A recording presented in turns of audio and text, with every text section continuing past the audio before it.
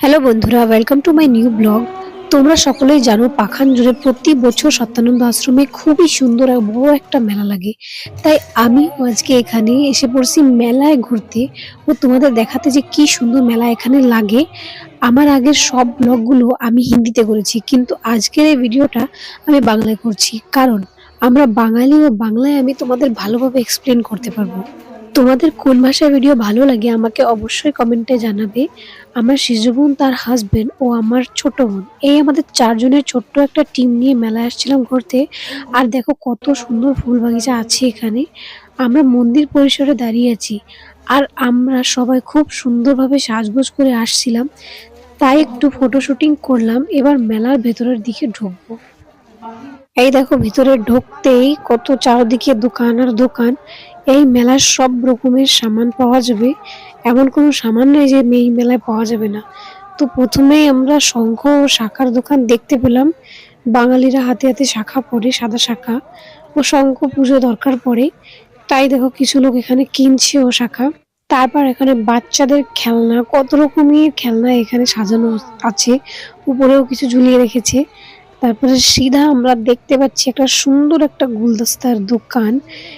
এমন দোকান এখানে অনেকটাই আছে, সুন্দর সুন্দর, যেখানে গুলদস্তা পাওয়া যায় ঘর সাজানোর জন্য। আমার তো খুবই ভালো লাগছিল। আমি এখনই না কিনলেও পরে গুলদস্তাগুলো কিনে নিয়ে যাব। বন্ধুরা, আমরা দিনের বেলা আসছিলাম, কারণ রাত হলে এত ভিড় হয় যে চলবার জন্য জায়গাও থাকে না ও গায়ে গায়ে ধাক্কা লাগে। তো এইসব জিনিসগুলো আমার একটু পছন্দ না, তাই আমরা দিনের বেলা আসছিলাম মেলা ঘুরতে, যাতে ভিড়টা একটু কম থাকে। বন্ধুরা, আমাদের মধ্যে একটা মান্যতা আছে যে নিচে নাকি সোনার নোজপিন পড়লে নাকি স্বামীর আয়ু বাড়ে। আমিও একবার মেলায় এসে নিচে নাকের ছেদা করিয়েছিলাম, কিন্তু আমার স্বামীর মানা করার পরে ওটা খুলে ফেলতে হয়েছিল।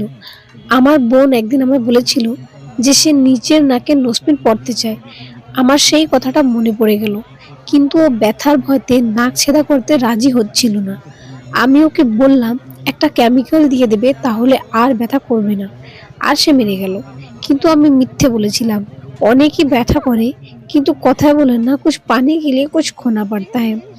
নাক ছাদা করাতে গিয়ে ওর চোখে জল এসে গেল, আর আমার পরে মনে মনে হয়তো রাগ হচ্ছিল, আর আমরা ওর অবস্থা দেখে হাসছিলাম।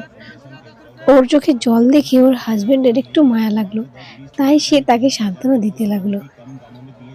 এই তো আমরা এবার মেলার মধ্যে ঢুকে পড়েছি, আর এইখানে দেখো দোকান আর দোকান, চারোদিকে দোকান দেখতে পাবে। আমরা কেবলমাত্র ঢুকেছি, ভিতরে আরো দোকান আছে। আর এই মেলাটা অনেক দূর দূর পর্যন্ত ফেলানো আছে।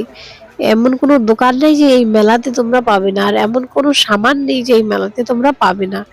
তো অনেক রকমের সামান লোক এখান থেকে কিনে নিয়ে যায়, অনেক রকম সস্তা দামেও পাওয়া যায়।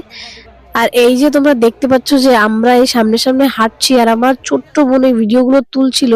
তাকে আমি প্রথমেই বলে দিয়েছিলাম যে কিছু কিছু ভিডিও তুলে নিস, তাহলে আমি আমার ফ্যান্সদের সঙ্গে সেটা শেয়ার করতে পারবো।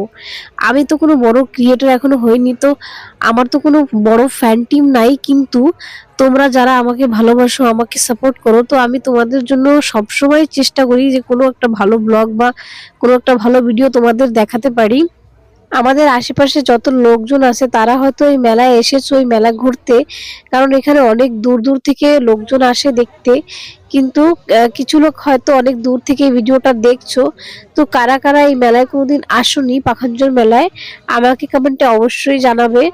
আর এবার দেখো আমি একটা চশমা কিনে নিলাম, আমার চশমা পরতে খুবই ভালো লাগে। আর কি হয়, আমি যখন স্কুলে আসি স্কুটি চালিয়ে, তখন রাস্তায় অনেক পলিউশন থাকে, ধুল থাকে, আর ধুলটা চোখে চলে গেলে গাড়ি চালাতে অনেকই অসুবিধা হয়। তাই আমি চশমাটা কিনে নিলাম, যাতে চোখটা প্রোটেক্ট থাকে আর গাড়িটা ঠিকভাবে চালানো হয়। তো আমাকে চশমায় কেমন দেখাচ্ছে কমেন্টে তোমরা অবশ্যই জানাবে। এরপরে দেখো আমরা ব্যাগ কিনছিলাম, এখানে একটা ব্যাগ 100 করে বলছিল, তো খুবই সস্তাতে আমরা এখান থেকে বেঁচে একটা সুন্দর একটা হোয়াইট কালারের ব্যাগ আমার ছোট বোনকে কিনে দিলাম।